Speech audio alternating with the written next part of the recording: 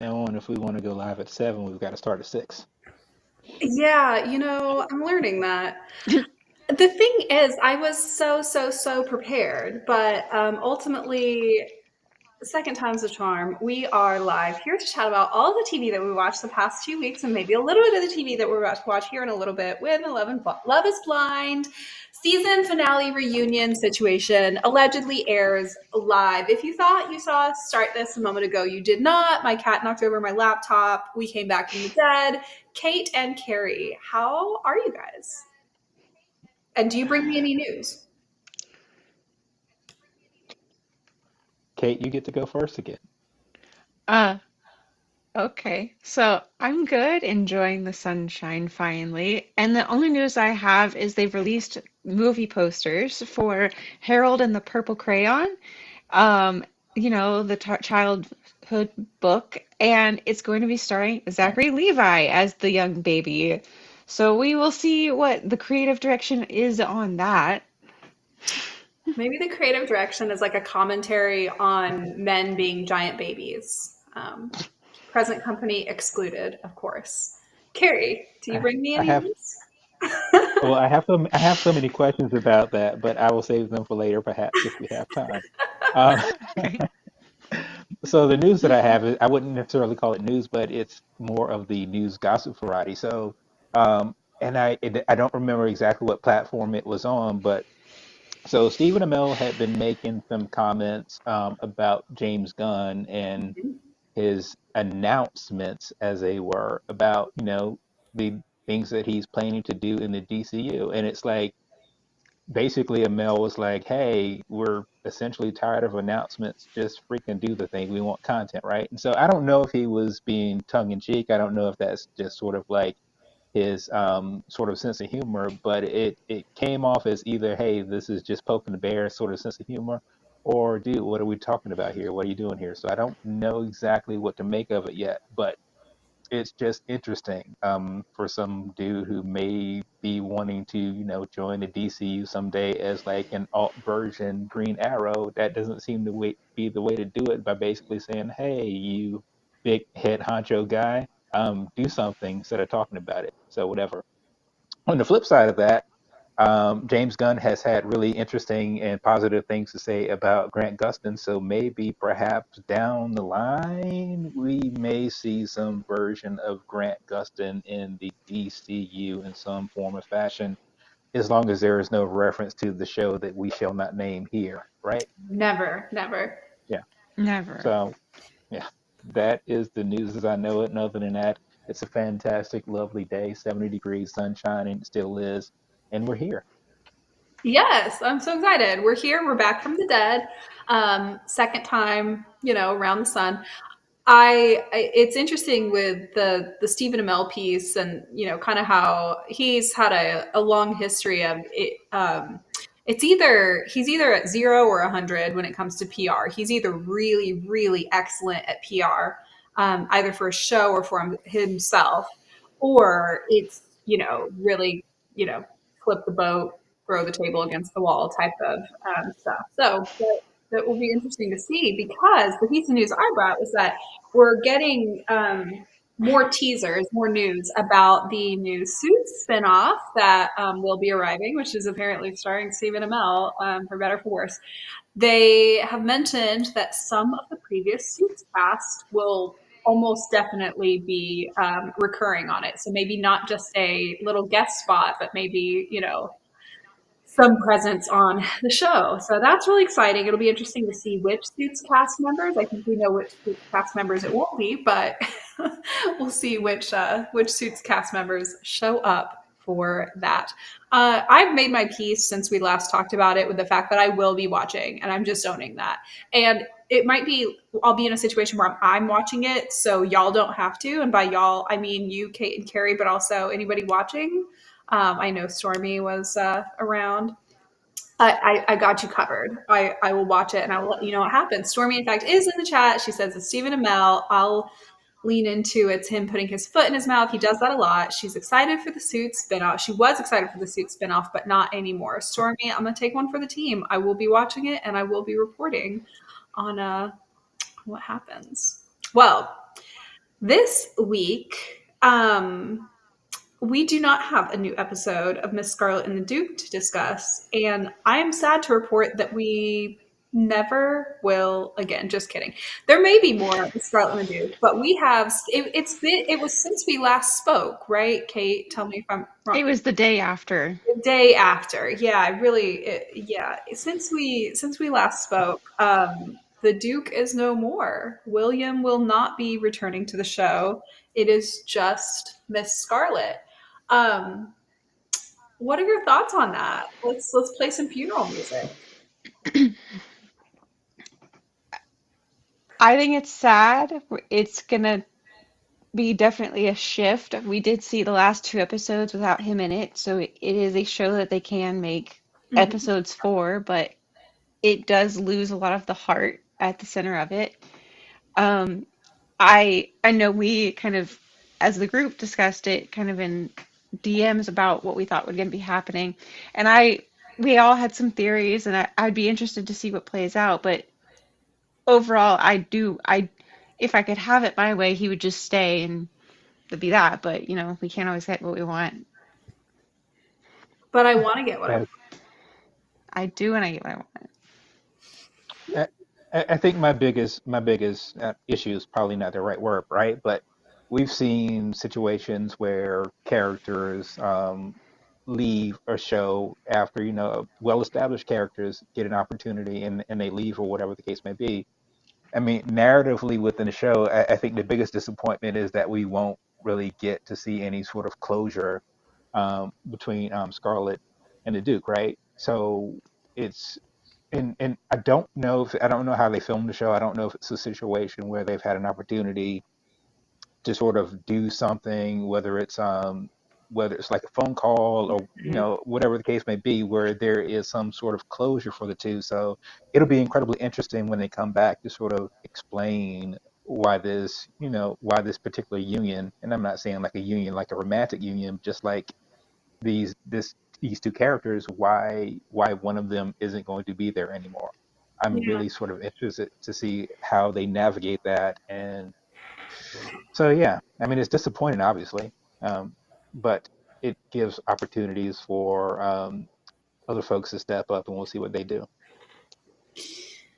I think it'll be interesting. I joke when I say we'll never have another episode to talk about again because we all know we're going to be watching it and we're going to be talking about it as the final season or seasons wrap up. But it is interesting in the context of the story. I won't steal Kate's future thunder on the different speculations that she has. Some really good knife turning, twisty things they can do with this, but with Eliza's abandonment issues and daddy issues and all that kind of stuff, it will be interesting to see her go through a season of abandonment more so than these last two episodes where she was sort of abandoned, but they're writing to each other. And this was more just a breather.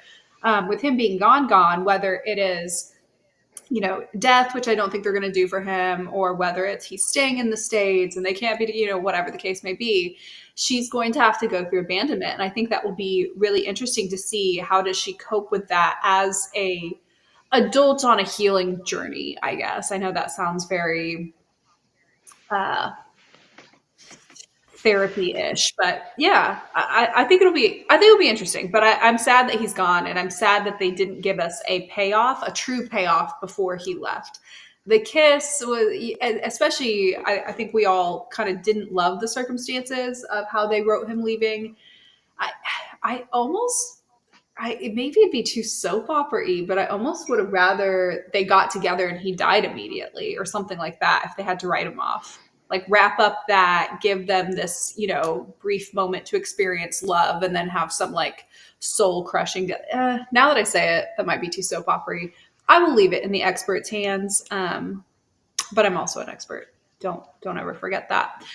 Let's let's skip over the Emmys, but that was great, fun, fresh.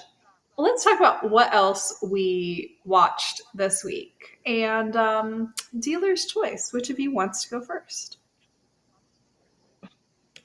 Carrie? Um, I'll go first, and I'll have to keep it probably shorter than I anticipated, but probably just as sweet. I have not had an opportunity. I've been doing, I couldn't call it a rewatch. I'm going back into my time machine and started watching Orphan Black, and I am on the penultimate. I just finished watching the penultimate episode of the first season, and it's been like a really great, cool roller coaster ride. But it had me thinking about one of the things that I really like about what this season has been and what this show has been and how they presented it. And there is this significant mystery about what's going on and what quote unquote these clones are all about. And so what and I don't need anyone to spoil it for me, but my I guess my thought or my issue is the thing that makes this first season so really fun for me is sort of this mystery and trying to figure out and no one really knowing, the audience not knowing and the characters not really knowing what they're up against and what's going on. I'm wondering how the show shifts or changes, for the characters and obviously for the audience if and when we get to a point when we start to see more of the layers peeled back in terms of what's going on, what's been Mhm. this mystery, and what who's behind it and why, right? Obviously, interested to see it, but I'm just wondering and really interested to know how that sort of will change my viewing experience because it's like having jumped on like a fast moving train and seeing all these things and going, wow, and this is really fun and cool. But it's obviously a different experience once you realize how the train works and those sorts of things. So it'll be different, I suspect, probably better. I mean, the show ran for 5 seasons, so it's not like they got to season two and didn't know exactly what they were doing. So I have that going for me. Do But you feel long like story it's going to have like a high rewatch value for you? Like there'll be stuff upon rewatch once you get through it and the mystery unfolds and you kind of understand things better. Do you feel like you would enjoy season one more or less the second time around with that context? I'm kind of I asking for think myself because I'm trying to decide if I want to do a rewatch. I think I think the rewatch value of the show, whether it's based on having this mystery revealed or not, it's sort of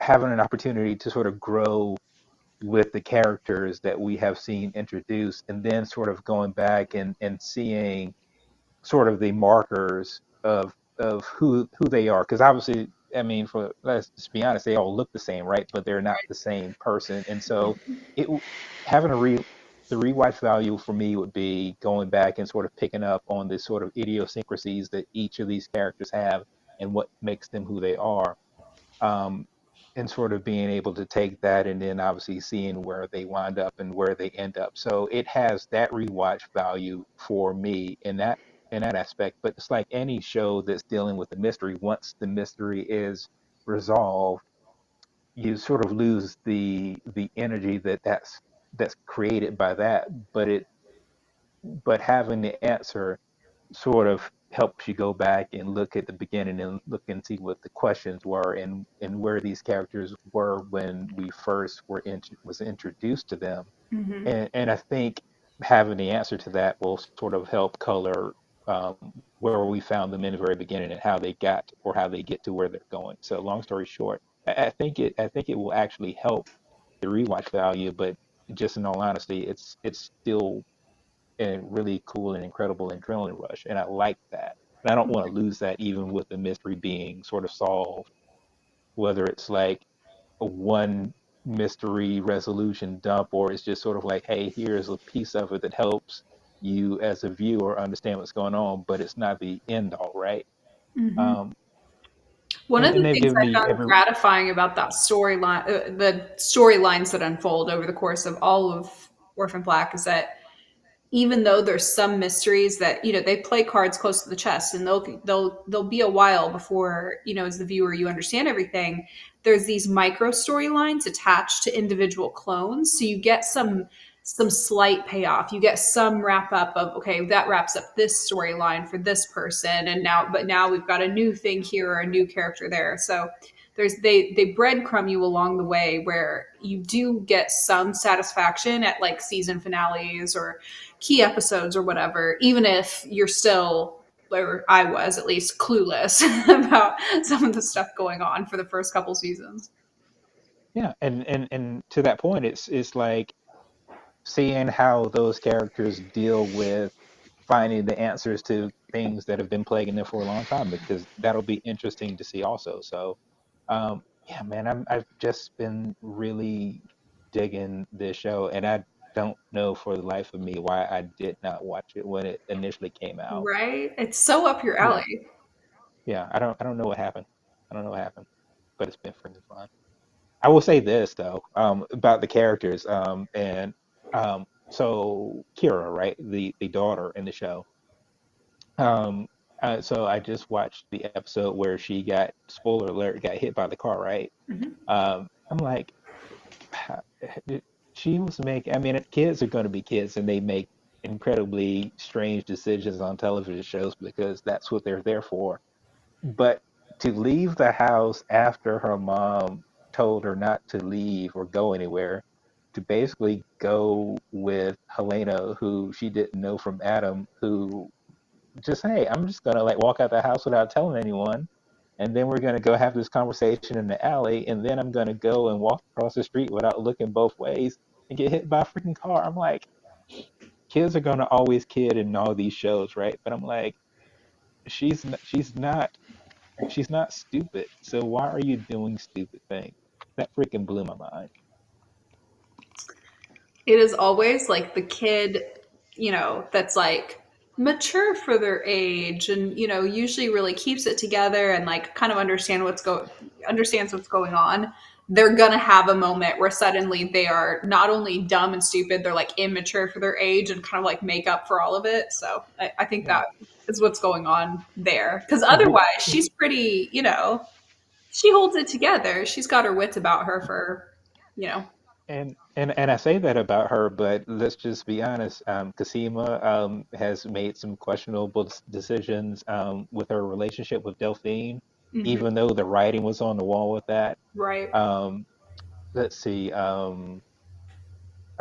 Allison, trying to find out who her monitor is, I mean, made some questionable and terrible decisions, which was incredibly out of character for someone who's supposed to be so calm and put Uh-huh. together suburban mom. That's just freaking crazy. Um, Sarah is probably the other than Helena, of course. I mean, she's basically like a feral human for obvious reasons, but Sarah seems to have come from like almost the worst situation, but seems the most put together. But Yeah. I know I'm rambling a little bit, but here's the question I have for you if you remember this a great Okay. deal. Because I've always thought that like if you had a choice of the telling this story from a particular person's point of view that wasn't Sarah, Hmm. whose point of view, who would you pick to be sort of the main character, as it were, if it's not Sarah in the show? I think what would appeal to mass audience might be Cosima because I think that that might be kind of she has a really rich personality very early on, whereas what I would individually pick if it wasn't for marketing, if it was just for myself, I would pick Allison. Now, that can come across as very one dimensional. Allison can come across as very one dimensional for a while. And you start to, see kind of this like, oh, she's not just like a PTA mom, she's a cutthroat PTA mom. You start to see that unfold, but that's still not as complex as Cosima's character. And Cosima has the romance storyline, which, kind of matters. The reason I would pick Allison is A, love her, think she's great, very dynamic, very there's like she's very unlikable and I like that perspective. And I don't mean unlikable in that she's like the worst person ever, but she's the kind of person where you kind of doubt that like she has a lot of like really true good friends who don't find her annoying type vibe. But I think if the show was from her perspective, it is kind of a dramedy already. There is like comedic elements to the drama, but it would become a true dramedy from her perspective because she is she herself is not necessarily funny, but she is situationally hilarious. So that would be my pick. But I would watch it Yeah. from any of the clones' perspectives. And it would be I don't it's going to sound funny, but it would be such a really different show if it was from her perspective because it would be like if like June Cleaver like turns out to be like psychopath is not the right word, but it's like what if June Cleaver had an edge to her, right? And it's like Mhm. what goes on in the suburbs can be crazy and wild sometimes. So it would be a really, really different show, I think. Um, if of course I'm also thinking about what if the show was told from the perspective of Helena, it would be limiting in a way because her basically how she's been introduced and what we've seen of her Mhm. has been pretty narrow because it's only been in juxtaposition of what she looks like and how she is compared to everyone else who seems quote Mhm. unquote fairly sort of stable for the most part, right? And She she has less of an under in some ways she has a good understanding of humans around her, but sometimes she has less of an understanding of what's really going on or like true motivations of people around her, and that would be difficult to tell from her perspective while also adding the additional perspective that the audience needs. yeah, yeah. But spoiler alert, she probably is my absolute favorite. She's got like this Was she great? psychotic naivete to her that's like really interesting to watch. She is fantastic. I unfortunately have that thing. I can't remember what the word is. Misophonia. I have misophonia, which means the like chewing, eating sounds drive me up the wall. So while I love Helena, I actually like actively struggle to watch her scenes because she's often eating and making weird mouth noises. That is very difficult for me, but she's still one of the best despite aggressive misophonia targeting my feelings for her. Well, the glimpse that we get of seeing how what shaped her, I sort of absolutely understand why she does what she does because it's like I don't know how long I have to enjoy this Yeah, meal that I'm having right now. So it makes sense within the character. And those are the 100%. sorts of things that you sort of pick up on when you sort of get these characters fleshed out more as the episodes go on. So there's some of that rewatch value also. And it's a key mannerism that sets her apart from the other clones. Like it's an important part of her character. I saw Kate nodding when I mentioned misophonia. I assume you occasionally feel the same way. Did you watch Orphan Black, Kate? Okay, No. I think I'd asked you that in a previous week, but I just wanted to verify. You might give it a shot. You can always hit the mute button when characters are eating. That it's Mm. a great show, and I think you'd really enjoy it. I Um, think so Okay. too. yeah, and both Carrie and I are vouching for this. This is not one we would have to force you to watch. This is one where you get one episode in and you'd be enjoying it. Mm. Let's popcorn over to you, Kate, since drew you into this. What's top of your list of what you watched this week? Give us one. Okay. So I got myself a little bit of a Masterpiece subscription, so I'm just catching up on like all the old Masterpiece shows. Love Highly that. recommend. Um, that there's nothing specific with that. It's a lot of feel good. There's not a lot to talk about. It just, love those period dramas. So what I will talk about is I don't know if either of you know what Libby is, but it is the audiobook and ebook rental system through public libraries. And Yes. all of my holds, all 10 of them have come available at like the same time. So I am speed reading, listening to these things. And I've gotten through a handful, and some of the ones I think Cammie you might like. I don't think these would be terribly Carey's cup of tea, but um, they're the Emily Henry books. They're a little spicier than I tend to go for. Like they're habanero when I go to like jalapeno. That's like the level of how much, but it's not bad. Okay.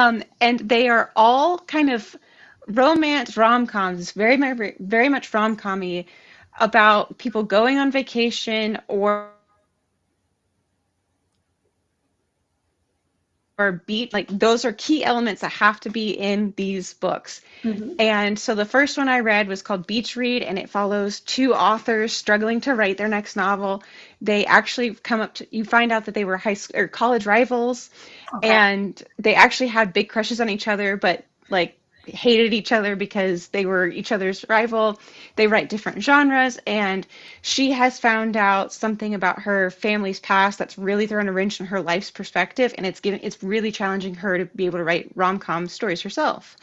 And so they actually go on this bet to see if I write your genre and you write mine, who could sell the book fast, like first. And of course, they fall in love in this scenic little small town area, and it's cute. Um, I enjoy that romance more than the secondary one I'm going to tell you about, but I think the characters are extremely messy in like a good way.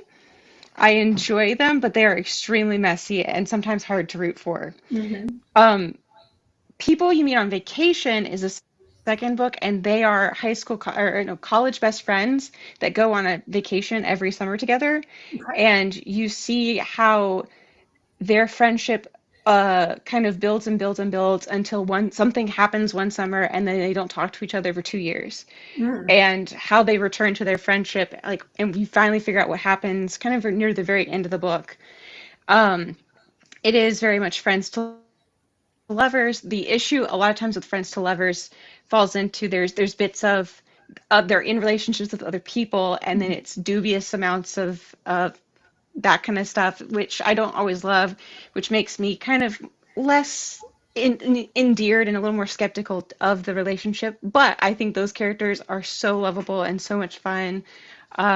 He's a high school English teacher, and she is a travel blogger, and Okay. that's their dynamic. So I recommend both of those. And And you then said the there's author is Emily Henry.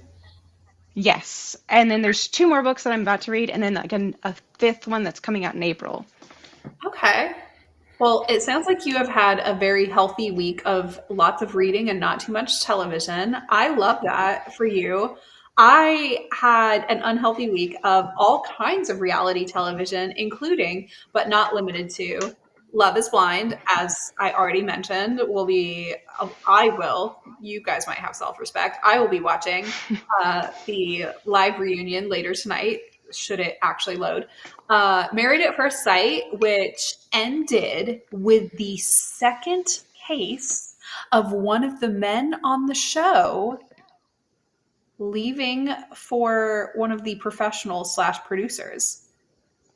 The second time in Married at First, it's just weird that it happened twice. The first time this happened years ago, the man left for this like female psychologist, who was literally like the counselor for him and his wife on the show, and she always took his side on the show and did not take his wife's side, even though like he was kind of sketch. And now they're like married and have kids. Gross, but whatever. This time, apparently, so it was like clear that, okay, some of the couples were boring. Like we knew they weren't about each other the entire time. They just kind of faked it. So ignore all of that. This couple is kind of interesting because she was really into him and he acted really into her. But when it actually came like pedal to the metal, like they weren't hooking up. They're married. Like it's fine. They weren't hooking up. They He wasn't really showing her much affection off camera. Like he kind of just turned it on for the camera, and it was like, oh, he's just trying to seem like a good person, but he didn't have to. Like a lot of the other couples were, it was like it just seemed like he was produced, put an asterisk by that, to like, let's feed into the storyline and make it look good. But then they decide on decision day to stay together, even though she had like trust issues and he seemed not that into her. Well, as soon as it was over, he was out seen at the club with said female producer that she suspected he was into the entire time. So they had this little like breakup after decision day. It was so dramatic, and he like tried to lie his way out of it, and it didn't work. And I guess that producer got fired. Maybe she got a shitty boyfriend out of it. I don't know. Silver lining, if you count that as a silver lining. That was crazy. Um, The Bachelor, my favorite girl, got to hometowns. Her name's Maria. She's the only one who had like any sense of humor. She was very spunky, very fun, did not seem like she was taking it seriously, as she should not, and got to hometowns. We met her family. They seemed like the family from Godfather. It was crazy. She got cut after hometown, so she didn't have to go to Fantasy Suite Week. Literally the most ideal time to get cut. Like you go the whole way through, you get to meet your family, you get to do all the personality. You don't have to get locked in the sex room with this weird ass tennis player. And I want her to be the Bachelorette. She has been previously my Woman of the Week. Abbott Elementary still going strong, and the Traitors. Okay, something both of you I think know about me, and probably anybody can figure out about me, is I am an active player of social deception games. The Traitors is a show that is like an ongoing social deception game where you're basically trying to get out the moles type of thing. This season of the Traitors, the dramatic finale involved, you'll be shocked to know, a pair that trusted each other betraying a third person who was not part of their group and voting them out, even though it was statistically unlikely that the person that they voted out was actually a traitor. And people really got in their feelings about that. And if you look like online about what everybody's saying about the traitors, it's like, why would they do that? Why would they betray? First of fucking all, the show's called The Traitors. Second of all, if y'all played social deception games, you would know how to leave the game on the floor when you're done, but you don't, and it shows. So I'm begging y'all to go play social deception games so you can develop a thicker skin. That is what I watched this week, as well as The Good Doctor, which is great. I mentioned Women of the Week. Should we kick that off? Sure. I'm going last.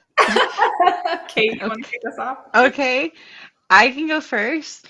I had a handful of people I could pick, so Critical Role did this new thing, but I haven't really seen it, so I'm not gonna pick that person. Instead, I'm gonna hype up this TikTok account forever, however long that lasts, um, and talk about this account called Grapey, Grapie, and she does, it's not all she does, but a lot of what she does is she watches Pride and Prejudice adaptations and then she talks about them. And as a fellow, I want to see all of them for good, bad, and ugly. I really appreciate this, but she also talks about weird crossover content. So she's talked about there's a Pinterest page that only makes fan collages, but edits in the Muppets for every single fan collage. So there's plenty of just like beautiful Pride and Prejudice collages with like the Muppets in it. Edited over Darcy's face, that kind of deal. And she also has watched the Lizzie Bennet Diaries, which Cammie and I have previously talked about. If you don't know what it is, it's a it's a Hank Green produced thing that came out in like 2012. Yeah. Called, and it was a scripted, like get ready with me, kind of vlog, 2012 style vlog show telling the story of Pride and Prejudice from the perspective of Lizzie Bennet. And when you go back and watch it now, it's good, it's fun, it holds up, but there is a lot of modern adaptations and modern culture, like social media rules apply differently, so it does feel different. It has aged, and therefore she no longer feels like Lizzie because of different social cues and rules.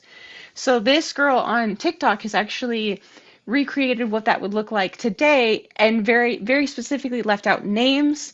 She won't say who it is. She's come up with nicknames. And she also is far more understanding about like how to tell a story and make it feel very much like, and this thing happened and that's crazy, like, right? And so I highly recommend, if you've ever seen a Pride and Prejudice and kind of like it, go find that video because it is enrapturing just to watch her do this as if she's doing a do my makeup with me video.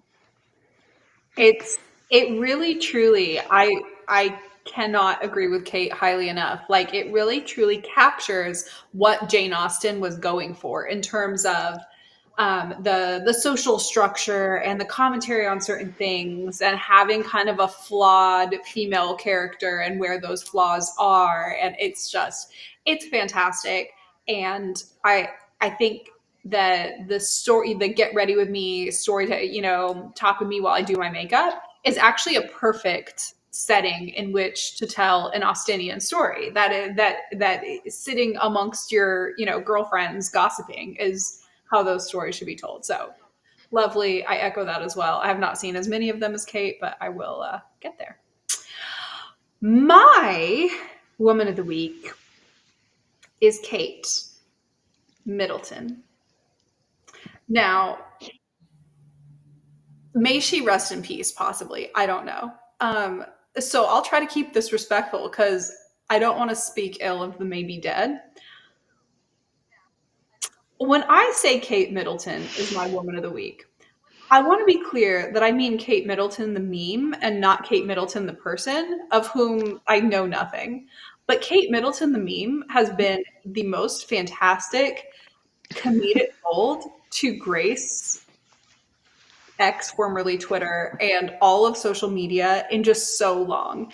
We had moments where we're like, oh, we're back. We're all making fun of the same thing at the same time type vibe. Nothing has come close to this. We haven't all come together for collective comedic gain and entertainment since like early pandemic. It is fantastic. She is truly doing the Lord's work. She might be in his presence, but she is truly doing the Lord's work by staying out of the spotlight right now and letting us all speculate about whether she's had a BBL or a facelift or is possibly dead or whatever.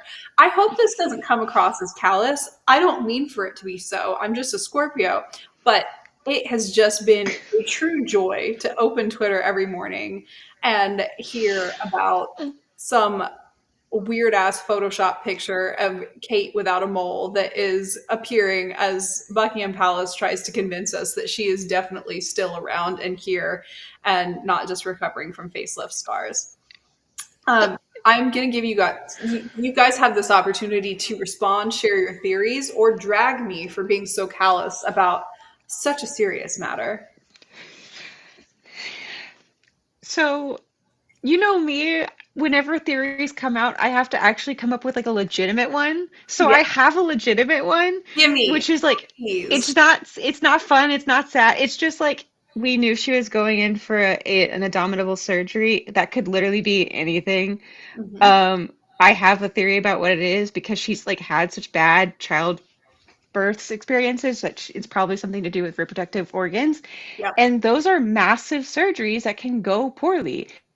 And in my head, I'm like, okay, it might have gone bad. They probably predicted it would be great. It's gone worse than expected. She's probably got swelling in her face and in her hands. That's probably why she wasn't wearing a wedding ring. And that's probably why she photoshopped her face. Mhm. Like that to me is the logical one. However, I also can attribute it is really funny to watch the escalation Yeah. of what the theories actually are. I'm not sure if you missed it, but I just kept my laptop from closing and falling down again. So everybody's welcome. Bishop tried to jump up on a table. Reflexes fantastic, even after half a glass of a gin-based cocktail. I think you're right, Kate. I think that she went in for a semi-planned surgery. They called it planned, but they did have to cancel some of her engagements. So Mhm. obviously the exact timing wasn't necessarily planned. And I think it is probably just some very basic vanity reasons of she doesn't look her best, and that's why we're not seeing her. And maybe we're not entitled to see her. I'm not a British taxpayer, so my opinion doesn't matter in this at all. However, my opinion is all the best to her. Thank you for entertaining us. I'm not a fan of like the royals or monarchy or like any of that. Like, citation, see my opinions on the crown. But I am a fan of this communal collective comedic gold. Carrie, any thoughts? I would just assume that with the resources that are available to them, that they would have done a better job of trying to pull this off, as Right. opposed to sending out etch a sketch like style photos that can Right. be easily pulled up. It's like, what are With we doing cut off here, right? fingers and floating zippers and yeah. Yeah, that it's yeah. It's if I know about a royal meme, then you know that it has penetrated, and so yeah, absolutely. It's yeah. I, Again, I hope she's fine, but Yeah. it just feels like how did we get here? Hmm. Oh man. Anyway, so my woman of the week is a real person as well. It would be one Emma Stone, who, if I'm not mistaken, picked up her second freaking Oscar. She sure did. And interestingly enough, funny enough, is like I remember my first introduction to her as an actress came in a raunchy Seth Rogen comedy called Superbad. Hmm. And I'm not afraid to say that I'm immature enough to have really, really liked that movie, and I still do, and I will watch it on occasion. But if you were to tell me that like someone from that cast was going to go on to win 2 Oscars, I would have said that you're probably drinking as much as they did on that freaking show. One thing I can say though is not knowing how successful that she was going to go on to be, it's impossible to look at that movie and not see how talented and charismatic and that she was, even in that sort of role, right? And then she went on to do Easy A, which was essentially her star turn, and then So go good. on to do all these fantastic, incredible things. And so, what I really appreciate is that she is a really good actress with lots of incredible range, and she seems like the same kind of person that if you saw her at a bar, you could go up and have a conversation with Mhm. her and have a damn good time. So, kudos to freaking Emma Stone, man, doing the darn thing. Absolutely. She's incredible. She's got a great filmography. She accepts these awards with such grace. I skipped over during the news kind of everything really about the recent awards, but I tracked it to an extent, and anything where it's lead female in a drama, whatever, is always an incredibly competitive category because women are amazing, and there's a bunch who weren't even nominated who probably could have deserved to, like, she's incredible, but she is amongst giants, and I appreciate the way that she handles that kind of scrutiny when she does win, because it's happened twice now, and I think she's been nominated a couple more times, whatever. That grace and understanding that this is part of a conversation where a lot of other people were also up there and did phenomenal things. So shout out to her. That's not Mhm. easy to do when you're kind of on top of a mountain. Yeah, I tend to not watch the award ceremonies. I'll watch like the highlights, and that's about it. I did watch her acceptance speech. It was well done. I agree. She handles it with such grace. And then her backstage presence, when like all the clips I've seen of her, is great and whatever. However, I've not seen La La Land, and I need people to stop making those edits with her and Ryan Gosling because even though I haven't seen that movie, they hurt my feelings. Kate, you haven't seen La La Land? No, I have not seen La La Land. Okay, I saw La I La Land for I the first I time haven't within seen the it last either. year. Carrie, you haven't seen it either? I have not seen it, Okay. but Well, I've seen Superbad like 100 times. let me whip out my teacher voice. You all are assigned some homework for the next 2 weeks. Go watch La La Land. Lower your expectations. It's Mm. it's a jazz movie that features white people, so it can't be that good. But it does have Emma Stone. So, Is it a Yeah. better musical than Grease 2? oh, that's a good question. I'll say yeah, actually. Yeah.